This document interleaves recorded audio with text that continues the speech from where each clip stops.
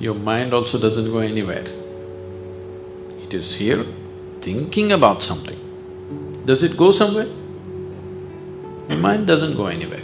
It is here and thinking about something else, but still it is here, isn't it? Neither your body goes somewhere, nor your mind goes somewhere, nor you go somewhere. They're always one composite whole. If you want to do anything, you have to do something that works for all of them.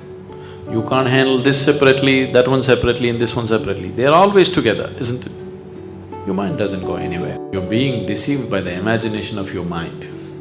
It is sitting here and imagining something. It is not going anywhere, but you are so identified and lost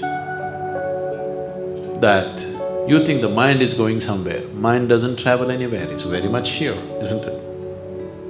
You need to understand this. Why your mind is going on with uncontrollable, endless thought is, you're identified with things that you are not. The moment you get identified with something that you are not, then mind is non-stop activity. You're identified with too many things and you're trying to stop your mind. I'm telling you, if you try for 1,000,000 years, it's not going to happen. It cannot happen. If you take away your wrong identifications, then you will see this moment, mind will be just like a mirror, not saying anything, just reflecting everything. That's how mind should be. Your mind as a mechanism works best only when there is clarity in it, isn't it? Isn't it so? Your mind is not here to think up all kinds of fancy things. That's a distraction in life. Your mind is here to give you clarity and penetration into life. But right now, mind is just a huge ball of confusion, simply because you got identified with so many things that you're not, and now you're trying to hold it back. There is no way to hold it back.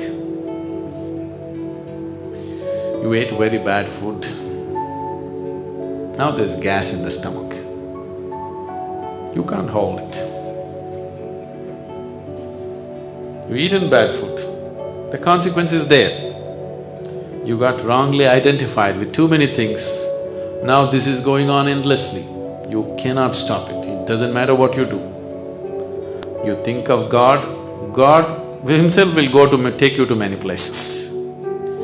Now you're sitting here and you're trying to meditate, but you're thinking of your bar or restaurant or friend or cinema or something. Now people told you, think about God, everything will be okay. If you think about Rama or Krishna, then you will find you will go to cinema with Rama.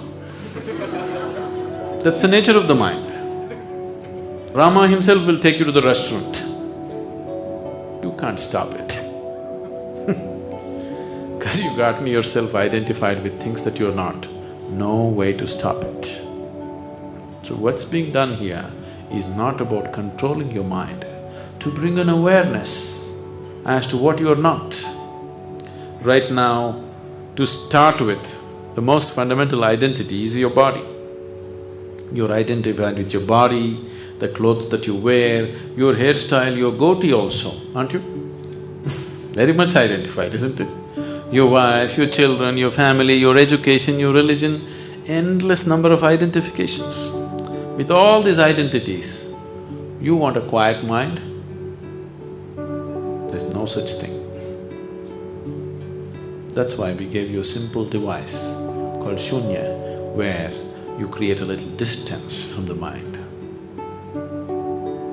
Once distance happens, even if it's a noisy mind, still it doesn't matter. Disengaging from the mind. Once you're disengaged from the mind, you're disengaged from all identity, because it's the mind which manufactures identifications, isn't it? So, don't think of all kinds of things, just employ the device.